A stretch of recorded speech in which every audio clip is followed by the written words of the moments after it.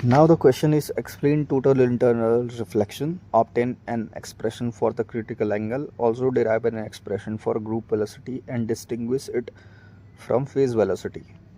तो step 1 basic step consider करो एक electromagnetic wave optically denser medium से रेयर मीडियम की तरफ ट्रैवल कर रही है। डेंसर मीडियम का रिफ्रैक्टिव इंडेक्स है n1 और रेयर मीडियम का रिफ्रैक्टिव इंडेक्स है n2। तो कंडीशन ये हो जाएगा n1 is greater than n2। अब angle of incident theta I है और angle of reflection theta T है। Part A total internal reflection definition, जब light higher refractive index medium से लोअर रिफ्रैक्टिव इंडेक्स मीडियम में जाती है तो रिफ्रैक्शन एंगल इंक्रीज करता है। एक पर्टिकुलर एंगल पर रिफ्रैक्टेड रे इंटरफेस के अलोंग ट्रेवल करती है। इस एंगल को क्रिटिकल एंगल कहते हैं। अगर इंसिडेंस एंगल क्रिटिकल एंगल से बड़ा हो जाए तो रिफ्रैक्टेड रे एग्जिस्ट नहीं करती और पूरी लाइट रिफ्लेक्ट हो जाती है। इसी फिनोमेना को टोटल इंटरनल रिफ्लेक्शंस या TIR कहते हैं। कंडीशंस फॉर TIR, कंडीशन 1 ये है कि लाइट डेंसर मीडियम से रेयर मीडियम में जानी चाहिए। कंडीशन 2 ये है कि angle of incidence critical angle से ग्रेटर होना चाहिए। तो part B expression for critical angle, at critical angle theta T is equal to 90 degree. Snell's law के यूज़ करने पर n1 sine theta I is equal to n2 sine theta T. तो theta I is equal to theta C. तो n1 sine theta C is equal to n2 sine 90 degree. Sine 90 degree होता है 1, तो n1 sine theta C is equal to n2। Therefore sine theta C is equal to n2 upon n1। ये critical angle का required expression है। Important remarks. Remark 1, total internal reflection सिर्फ तब possible है जब n1 ग्रेटर देन n2 हो।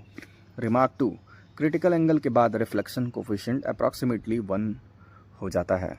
Remark 3, optical fibres का working principle total internal reflection पर बेस्ड है। Part C group velocity definition, wave packets multiple near by frequencies और wave numbers का सुपरपोजिशंस होता है।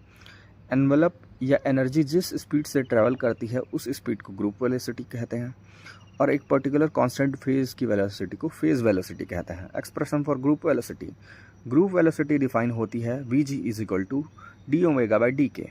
यहाँ ओमेगा एंगुलर फ्रिक्वेंसी है और के वेव नंबर है। Part D phase velocity definition, wave के किसी कांस्टेंट फेज पॉइंट जैसे कि क्रेस्ट की प्रोपगेशन स्पीड को फेज वेलोसिटी कहते हैं। Formula Vp is equal to omega by K. Relation between phase and group velocity.